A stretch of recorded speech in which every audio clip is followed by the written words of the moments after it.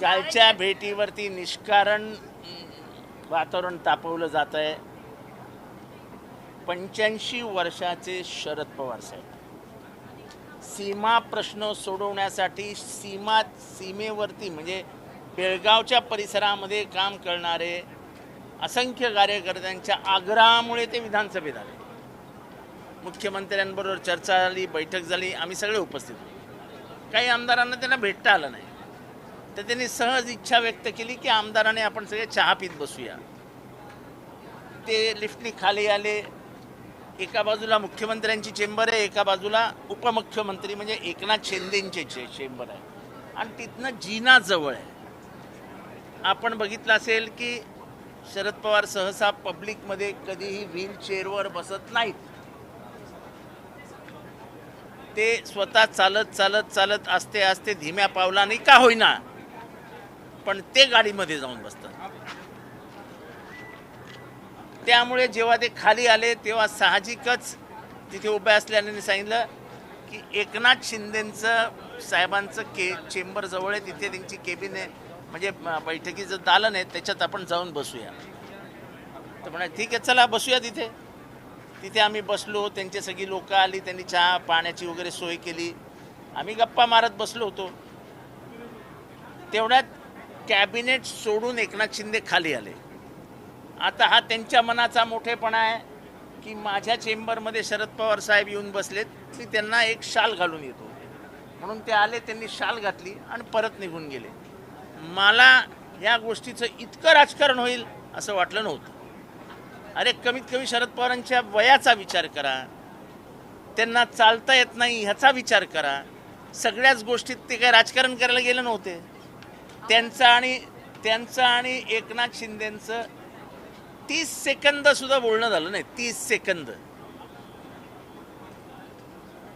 काहीतरी, म्हणजे मला तर ह्याच्यावरती उत्तर देतानाही लाज वाटते की आपण इतक्या कोट्या मनोवृत्तीचे कसे होत चाललो आहोत. विरोध करायचा तर खुलेआम करतोय ना. जेव्हा एकनाथ शिंदेंना विरोध करायचा होता तेव्हा ह्यांच्यापेक्षा जास्त एक पाऊल पुढे जाऊन आम्ही विरोध केला आहे. अख्खं सभागृह कोण दण आणून सोडायचं? 50 खोके एकदम ओके कोण ओढायचं? पायऱ्यांवर कोण बसायचं? लढताना आम्हाला कधी साहेबांनी सांगितलं नाही, किंबहुना साहेबांना आम्ही विचारत पण नाही, पण लढताना आम्ही लढतोच. तेव्हा शरद पवारांच्या कमीत कमी वयाचा आणि प्रकृतीचा तर विचार करा हे असले राजकारण करण्याच्या आधी.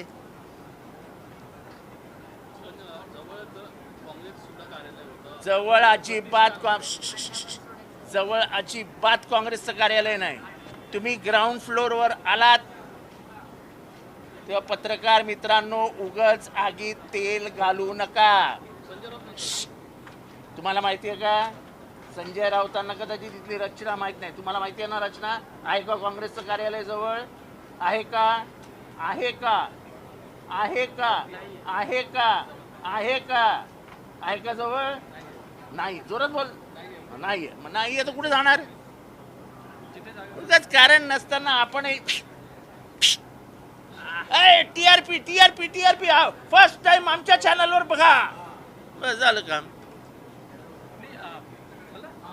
महाडमध्ये भाजपच्या नगरसेवकाने मुख्याधिकाऱ्यांवरती हात उचललेला आहे.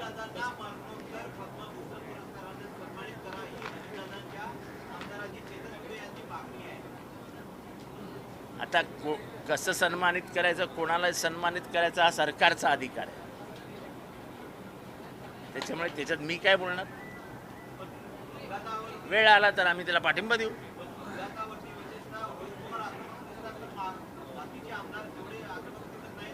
ते मला माहीत नाही. हे बघा कोण किती आक्रमक असतो याच्याशी मला काही घेणं देणं नसतं. माझ्या भूमिका मी मांडत असतो आणि माझ्या भूमिकेबद्दल माझी स्पष्टता असते.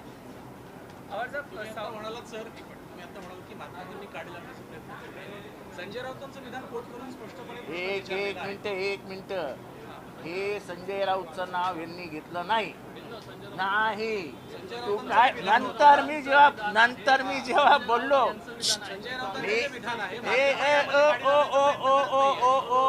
त्यांनी सांगितलं स्वतः की काँग्रेसचं कार्यालय जवळ आहे होतं तेव्हा ते तुम्ही टेप करा इथे वर काढाचे टेप चला तुम्ही आहात ना साक्षीदार, काढा आत्ताचं टेपिंग, संजय राऊतांच्या काढा विधानाचा आत्ता प्रश्न टेपिंग, आहे. काढा आत्ता बरं, टेपिंग. आता त्यावर तुमचं काय म्हणतं? संजय राऊतांच्या विधानावर मी काय तर विधानावरती बोललो ना अच्छा. की असलं घाणेरडं राजकारण करू नका म्हणून.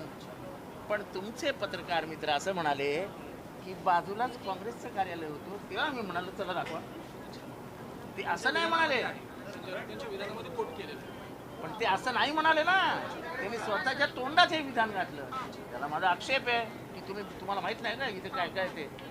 संजय राऊतांना कदाचित माहित नसेल, तुम्ही तर दिवसभर फिरत असता, तुम्हाला प्रत्येक कार्यालय कुठे माहिती आहे. एका बाजूला मुख्यमंत्र्यांचं कार्यालय आहे, एका बाजूला उपमुख्यमंत्र्यांचं कार्यालय आहे. मग शरद पवार साहेब जाणार कुठे? काँग्रेसचं कार्यालय कुठे दाखवत इथे जवळपास तरी. ते पहिल्या मजल्यावर आहे आणि ते सुद्धा असं मध्यावर आहे. म्हणजे तिथे इतकं लांब चालत जायचं, मग परत लिफ्टवर यायचं, मग परत त्या लिफ्टमधनं खाली यायचं आणि परत चालत जायचं. त्यांचं वय 86 आहे, त्यांना चालता येत नाही. तरी कुठेही कोणाला प्रदर्शन नको म्हणून त्यांनी एकदाही व्हीलचेअरवर ते बसले नाही. त्यामुळे पत्रकारांनी प्रश्न विचारताना त्यांनी मला जर सांगितलं की संजय राऊत असं म्हणाले असते तर तसंच उत्तर दिलं. जेव्हा ते स्वतःच्या तोंडात न सांगतात की काँग्रेसचं कार्यालय जवळ आहे, तेव्हा मला त्याच पद्धतीने उत्तर द्यावं लागेल. आणि जर तपासायचं असेल तर तुम्ही दोघात तपासा ते काय बोलले. I am ready for it. Sir Hindi में सवाल ये कि जब कल शरद पवार जी आए, उन्होंने बैठक की सीमा प्रश्न को लेकर, उसके बाद एकनाथ शिंदे केबिन में चले गए, लेकिन सबसे अधिक उनके केबिन में जाने के बाद उद्धव ठाकरे की पार्टी के नेताओं को होता है देखो किसी के वो सुख कहते हैं दुख कि उससे उनकी क्रेडिबिलिटी कम होती है, किसी जिन्होंने के गद्दारी सुख की। किसी के सुख दुख का सवाल नहीं है. एक आदमी उम्र उसकी 86, चलने में दिक्कत, वो अपने लोगों की बैठक लेना चाहता है. एक तरफ मुख्यमंत्री की कैबिन है, एक तरफ उप मुख्यमंत्री की कैबिन है. और फिर से महाराष्ट्र को बताता हूँ कि इधर जो केबिन्स बनती है उसके किसी एक व्यक्ति का मालिकाना हक नहीं होता. और हम उसके केबिन में नहीं बैठे थे, उसके मीटिंग हॉल में बैठे थे. और उसमें मुझे कोई गलत नहीं लगता. काय की क्रेडिबिलिटी यार, कैसे हमारे बैठक में अगर एकनाथ शिंदे साहब का कोई आदमी और नहीं तो स्वयं वो उपस्थित होते तो क्रेडिबिलिटी है. अरे हम ही हैं, हम ही घर वाले बैठे हैं. अगर मेरी माँ बाप मेरी बहन हम चर्चा में बैठे हैं और हम घर की चर्चा कर रहे हैं और बाहर वाला आके 15 मिनट बैठता है तो वो क्रेडिबिलिटी का सवाल आता है. ये शरद पवार साहब, जितेंद्र आव्हाड, जयंत पाटिल, अभिजित पाटिल, रोहित पाटिल, राजू खरे, हम राजू नवघरे नव्हता. उगाच काहीतरी तुम्ही हे असं अर्धवट माहिती, हे तुम्ही मला नावं विसरायला लावता. नंतर हे सगळे आम्ही बसलेलो होतो, ये हम लोग सब बैठे थे. अभी ये घर की मीटिंग है तो उसमें हंसी मजाक, पवार साहब थोड़े से लाइटर टोन में टपली मार रहे थे हर एक को, हंसी मजाक चालू थी उसमें. और कोई इतना बड़ा टॉपिक, शरद पवार साहब एकनाथ शिंदे जी के केबिन में हमें बुला के चर्चा करेंगे. अरे वो ऐसे भी चर्चा नहीं करते वो हमसे.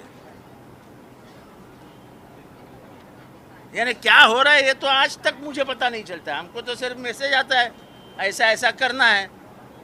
हम तो गुलाम हैं उनके विचारधारा के.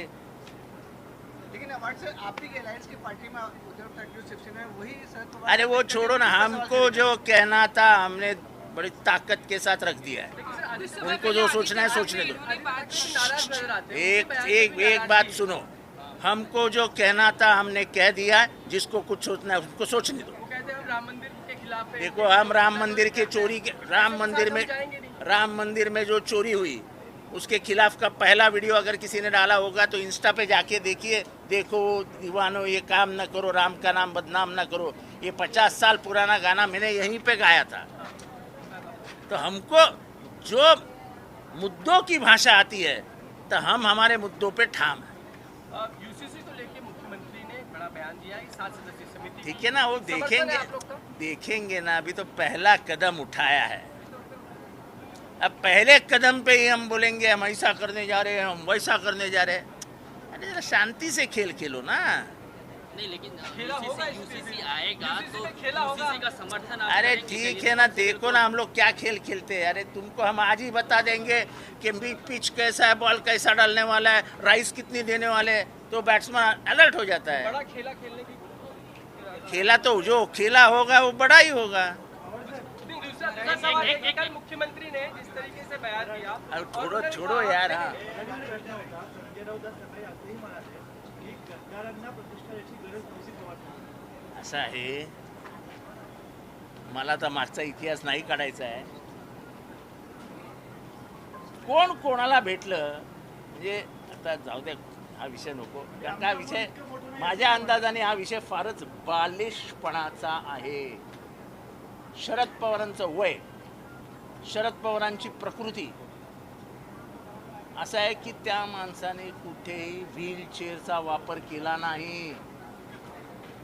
तेव्हा त्यांना कुठपत लांब चालत घेऊन जायचं हे माझ्यासारख्या कार्यकर्त्यांनी सुद्धा लक्षात ठेवायचं असतं की साहेब किती चालू शकतात. जर मग एखाद्या कार्यकर्त्याने सांगितलं असेल की साहेब इथेच एकनाथ शिंदे साहेबांची कॅबिन आहे, आपण इथे होते, तर ते काय म्हणणार, नको नको लांबची कॅबिन बघा माझ्यासाठी. अरे काय चालू, हा बालिशपणा आहे, बालिशपणा.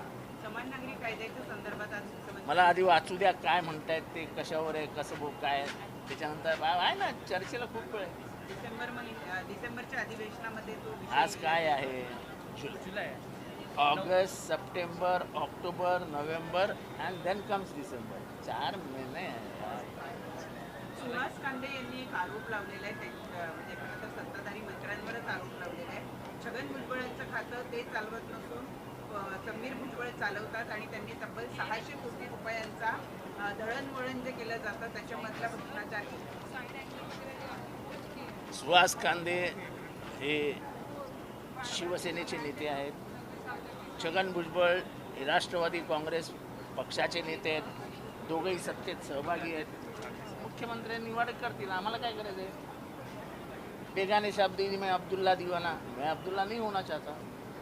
सर, आदित्य ठाकरे 2000 पक्षाचे जे नगरसेवक आहेत त्यांच्याकडून मारहाणीच्या घटना वाढत चालल्या. अहो असं आहे, एक घटना घडली आहे.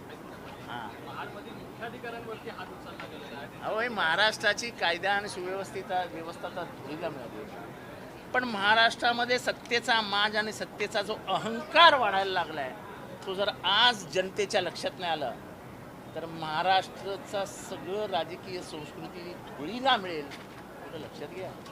सर, आदित्य ठाकरे थोड़ी देर पहले कह के कि मुख्यमंत्री का ये आखिरी अधिवेशन है और दिल्ली जाने वाले वो मुख्यमंत्री नहीं रहेंगे। मैं भविष्य ये पढ़ता करके उनके बयान को लेके वो कहते हैं कि मैं फ्रस्ट्रेटेड भविष्य बयान नहीं था पढ़ता, मैं पत्रिका नहीं देखता, ना तो कभी मैंने उनका हाथ देखा है. वो कहाँ जाने वाले हैं, कैसे जाने वाले हैं, विमान से जाने वाले हैं, चल के जाने वाले हैं, उसके बारे में मुझे कुछ भी पता नहीं.